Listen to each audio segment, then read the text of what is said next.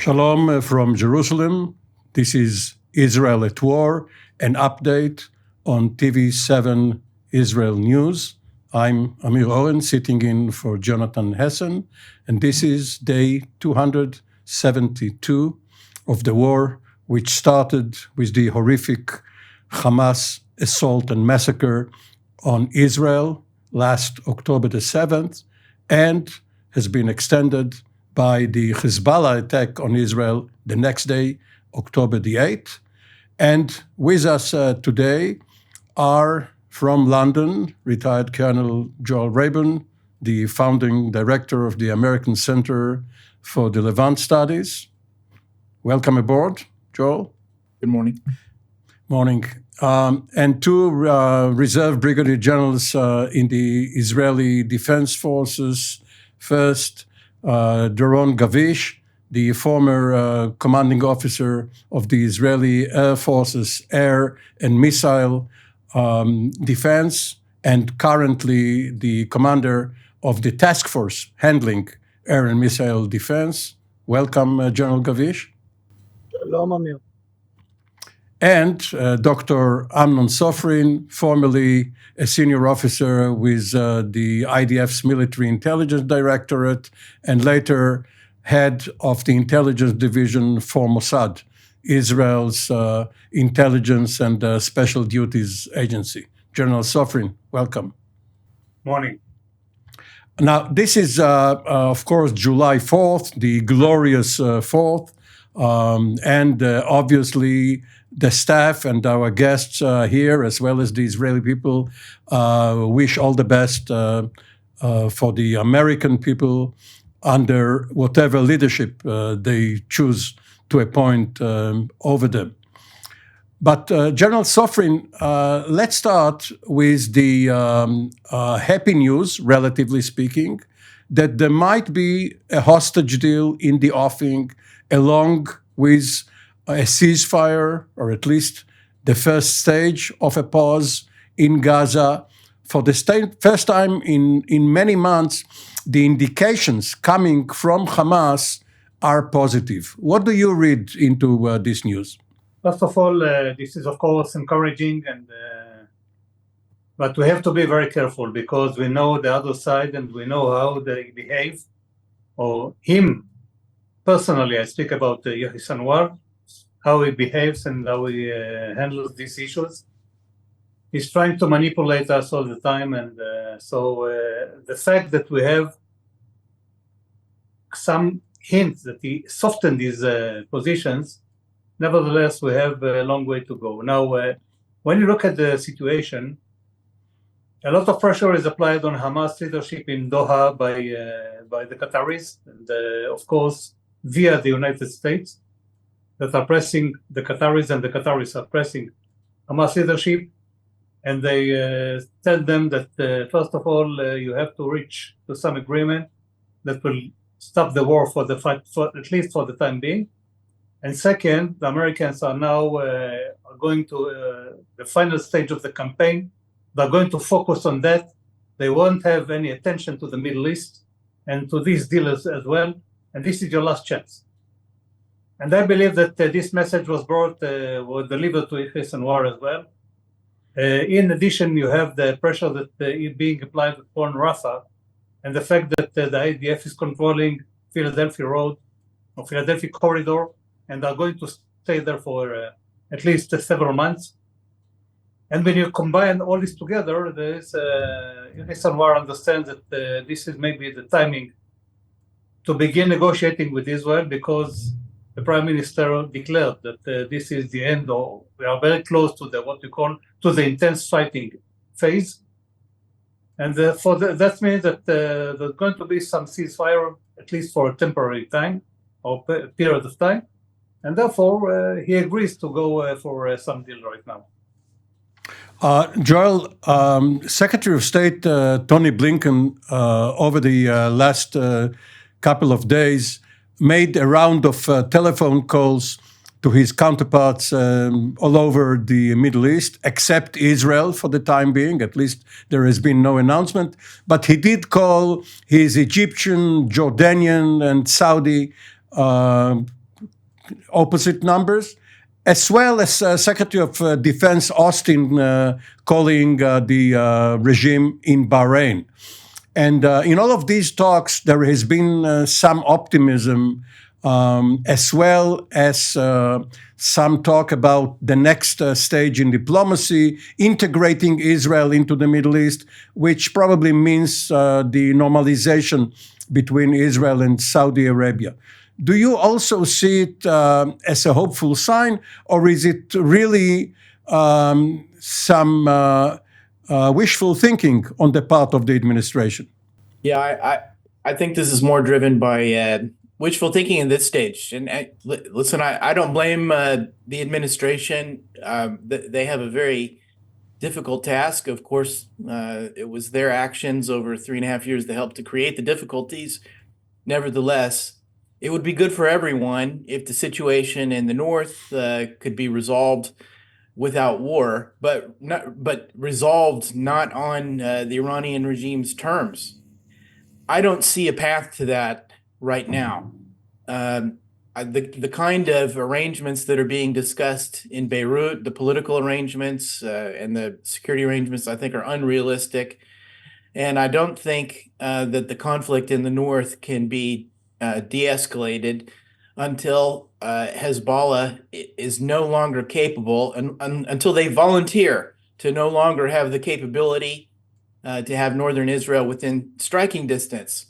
And that's the crux of the issue. I don't see what diplomatic arrangement via Beirut or via Doha or anyone else can bring that about when the Iranian regime is not willing to do that. And they're not right now. And I don't see, I think they perceive weakness on the side of the United States and indecision, and that the United States, as our friend just said, is entering into an intense election cycle and is going to be distracted by internal issues between now and really the end of the year. I think all that is true, and all that means that it's not conducive for our allies or our adversaries in the Middle East to take risks and make concessions in the aim of overall peace.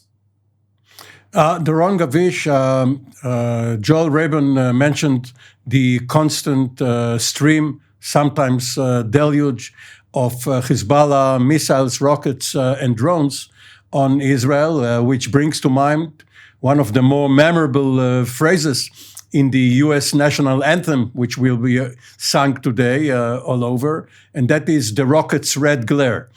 The question today has to do with the targeted killing which took place yesterday, where the Israeli Air Force took out a very senior Hezbollah commander in charge of the southwestern sector of the border, Abu Nama Nasser, in response to which some 100 rockets fell on the Galilee, this time without casualties, but obviously damage was done, fires broke out, etc. To your mind, is such a targeted killing worth the price that Israel knows it will pay by absorbing such a blow? First of all, we have to say that he is a part of three. Let's put it this way: if we are comparing it to normal militaries, he would be a division commander. So there are three division commanders of the Hezbollah in the south part of Lebanon. Two of them are already not with us, and we hope that the third one would go in the same way. But it says something a lot about IDF capabilities. First, the intelligence one, because the intelligence was very accurate. And then, of course, planning this attack, you have to do it in a very precise way. And this is something that has been done yesterday and also last month. We are in a fight against the Hezbollah. And of course, this fight have attack components and defense components, and they are all working in, I would say, in a concert during this war. And of course, we understand that sometimes when you do some significant attacks like the one that was yesterday, it might be that Hezbollah would retaliate, but this is not what would hold us to do what we believe it is needed to do. And of course, we have our defense means. It is not hermetic, we have to say. There are some challenges there, mainly in the very short range with the UAVs capabilities of the Hezbollah, but overall, if we're looking at it from operational point of view, we could say that the Hezbollah was hurt very strongly in his deployment in the south part of Lebanon, for sure in the few kilometers which are close to the Israeli borders, and a lot of his commanders are being hit, like the one that we saw yesterday. And I think that, when you add it one to another, this would make the Hezbollah basically to think again if they want to go into a war with Israel. It is not the only, of course, consideration that they would have to take. But I think it is very important that they would understand that they are exposed to the Israeli capabilities and mainly their commanders. But General Sofrin, no one is arguing that a senior officer should have more immunity in battle than the most junior terrorist. Of course, they are all serving the same outfit and should all be exposed to all the dangers. And also, as General Gavish mentioned, it was performed in a very professional manner. But the question of cost effectiveness, maybe let me generalize in both senses of the word. Maybe you general officers, look at the other side as if it is an organization similar to other militaries, and you think that taking out a very senior officer, in this case, comparable to a division commander, will inevitably hurt the organization. But is it really so when you look at the guerrilla or terrorist militia organization, which finds replacements soon enough? And I'm taking you personally back to your days as the intelligence officer for the Central Command in Israel in the mid-1990s. Each time your organization, including the Shin Bet Internal Security Agency, found and eliminated a key member of Hamas or another organization, you rejoiced, and for a short time, because someone else replaced him. On the other hand, where there were lone wolves on the Israeli side, such as Baruch Goldstein, who performed the massacre at the Tomb of the Patriarchs, or later, of course, Yigal Amir, who assassinated Yitzhak Rabin. They were not part of any hierarchy. No one was above them or below them, and they changed history. There's always a debate of cost effectiveness of eliminating such a senior person in no matter where, in the Syrian army, in the Iranian army, in the Iranian Revolutionary Guards, and so on and so on and so on. Now let me put it this way. First of all, it's not only the commander. It's not the fact that we compare it to a division commander. It's for our convenience, because we look at everything like it's a military organization. It's not a total military organization. It's something else. Now the fact is that this man was in charge for many years, so he knows a lot. He has a lot of experience. He controls the area very well. He controls the units very well.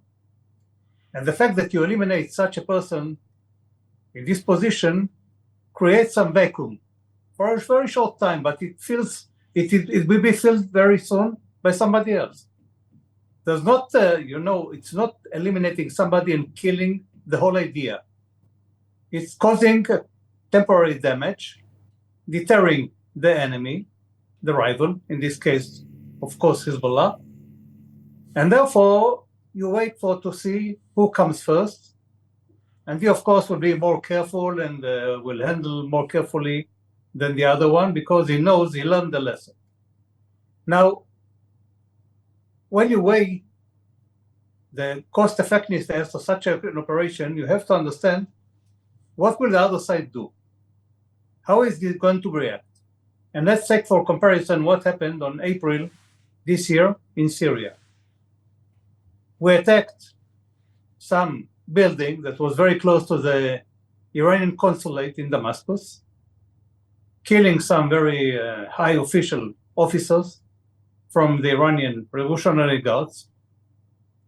And we thought that the Iranians are used to the fact that we are attacking them and causing damage and so on and so on and so on. And we didn't anticipate what happened next day, or 2 days later, the attack coming out directly from Iran. It was not taken into consideration, I believe. Otherwise, I don't think that this operation would be approved and carried out or implemented the way it was. So every time you consider that, you know that you tear the rope and you stretch it and you spread it, and you have to understand that the rope will be teared down someday. And the reaction will be very severe, and you have to weigh every time and to measure and to try to understand where you cross some red line that there's no way back after that. Colonel Rabin, what's your view on this issue? And do you think that only key individuals such as Imad Murnia or Qassam Soleimani are fair game? Again, not morally. Of course, they had what they absorbed, but whether it's the right approach for our side. And obviously, while Israel is looking for Sinwar, it is not trying to locate and assassinate Nasrallah. So where do you draw the line?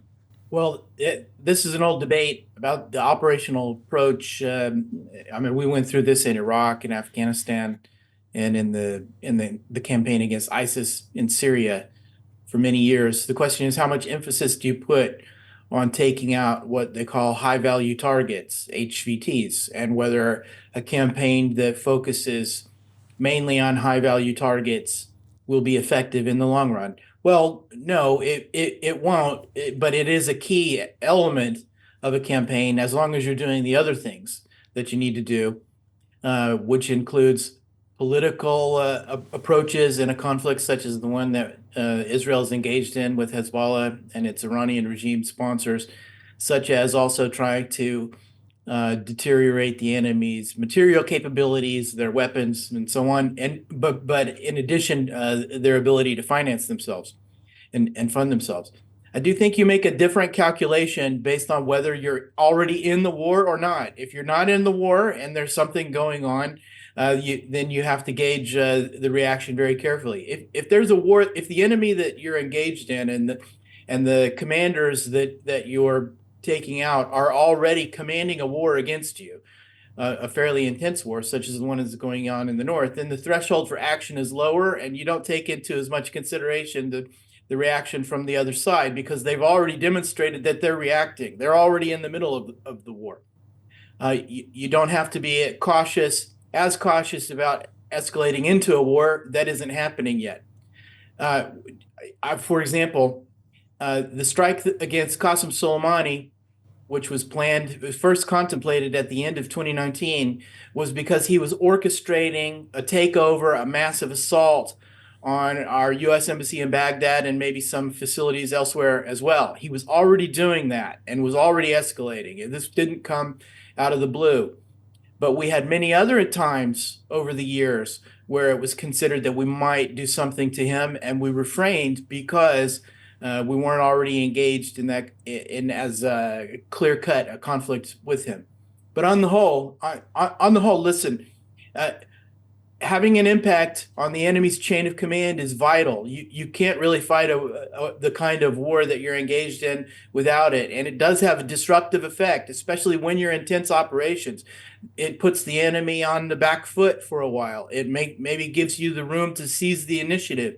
It deteriorates their ability to command and control, especially with a group like Hezbollah, where a lot of the planning and the strategy is in the commander's head and not institutionally held. And there's a drop off in the quality over the course of time. That happened with ISIS and Al Qaeda in Iraq and the Taliban as well, for example. General Sofrin, let me add 3 asterisks to what Joel just said. The first is what happens when the commander of your enemy is your interlocutor. You want to negotiate with him on a deal.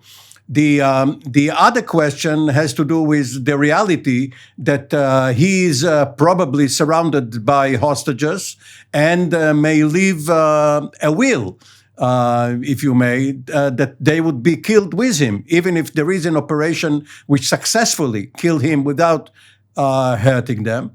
And the third has to do with Nasrallah, who may have some Lebanese considerations in addition to his pro-Iranian ones. And if he is eliminated, maybe the next guy will get direct orders from Tehran, which would be even worse for Israel. What's your view?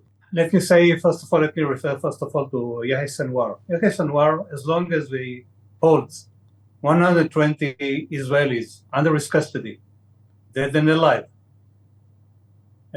shouldn't be eliminated right now, because he's the man who handles the negotiation. He's the one who dictates the agenda. He's the one who's going to approve whether it's going to be a deal or not the leadership in Doha. They don't have anything to do with what happened in Gaza. They just have some symbolic attachment to that. So we have, for the time being, to avoid trying to eliminate him, because first of all, we have to bring the people back home. Then we'll see. We'll have a chance. Bin Laden was chased for about 15 years until he was eliminated. And more than that, but 10 years after 9/11. Yeah. And Yahya Sinwar is not going anywhere right now. He's still in Gaza. He will be in Gaza on the underground complexes and so on. And there will come a day when we will find, but not currently. Now, speaking about Nasrallah, just let me remind you that about 32 years ago, we eliminated the former leader of Hezbollah, Abbas Musawi, and suddenly we found out that Nasrallah is even worse than he was. Now, this is what we call a known enemy. You know how to predict what he's going to how he's going to react, what his agenda is. He's still committed to his Lebanese identity. He lives somewhere between his Lebanese identity and Iranian identity. And the Lebanese identity is overwhelming right now because he has his calculations. And if he's going to be eliminated, you're right. We'll get somebody else who is going to obey only to what the leader of Iran, Khamenei, is going to tell him to do, and we'll get into our situation. General Gavish, President Sofrin just gave a conditional amnesty or pardon to both Nasrallah and Sinwar. They shouldn't rejoice too soon, because this is only for a limited time and under limited conditions. But what's your view? What's the Air Force's view on what the ground experts are saying? Well, first of all, General Sofrin is not only on the ground. He sees everything, and this is the capabilities of the intelligence. But then we also know that when there are intelligence estimations, they are also subject to change. So everything really could happen. I think what is really the job of the IDF, for sure the Air Force, is to be able to do and to carry out those missions once they would be needed to carry out. And we see that the capabilities are there. We saw it yesterday, but we saw it also in the past, and not only close to Israel. But I would like to echo what was said by Colonel Rabin. I think he's fully right about the significance of taking out such commanders. It is not only the takeout of the commander itself. It is really what would happen next, how the next commander is going to behave, how the organization is going to behave, how long it would take him to organize itself. Now he's more contained. He understands that he can't go in and out freely. It's limited. It limited his way of behaving, and at the end of the day, it reflects on their way of fighting. So, alongside with, of course, other means on the battlefield, this is a very significant and important one, and I think that we probably would continue with it. Thank you, all of you, General Gavish, General Sofrin, and Colonel Rabin. We are usually waiting for an October surprise in presidential campaigns. Maybe this year the surprise already came in June or July. So we will have to watch as events unfold. For the time being, this has been Israel at War, an update from TV7 News Israel. And we will see you next week or next weekend. Shalom from Jerusalem.